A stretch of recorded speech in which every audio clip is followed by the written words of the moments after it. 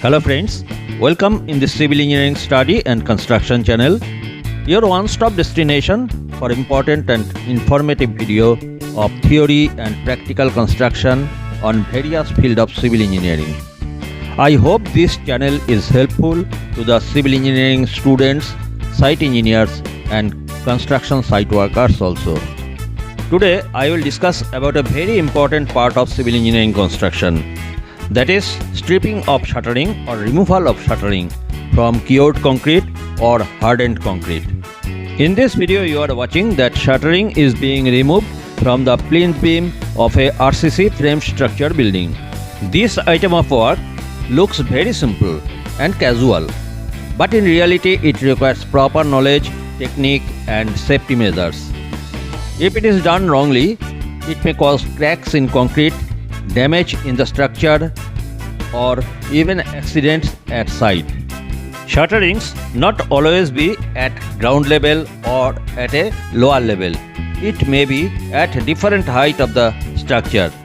Let me say you a construction site real fact.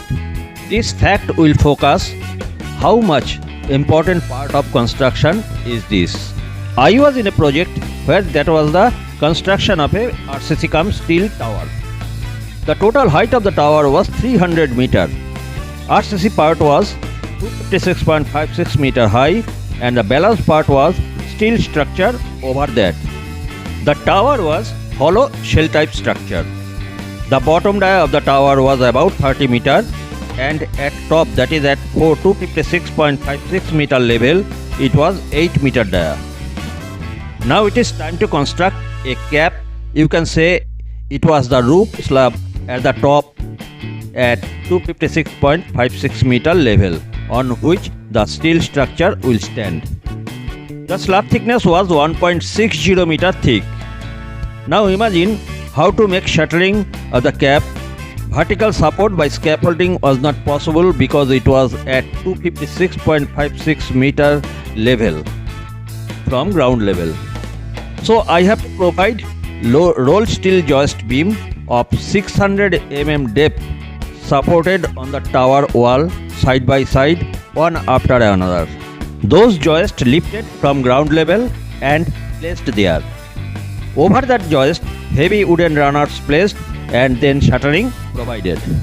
Now imagine how tough and risky work was those. Cap casting was complete with all the success, and after curing of 28 days, it was turned to remove all the shuttering arrangements.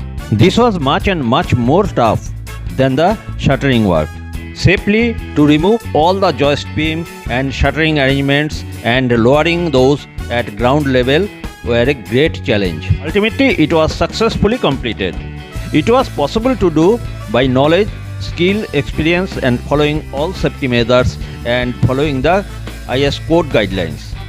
In fact, I have executed such job at least 6 places with all success. So friends, going to the main content. When should shuttering be removed? The most important factor is time and strength of concrete.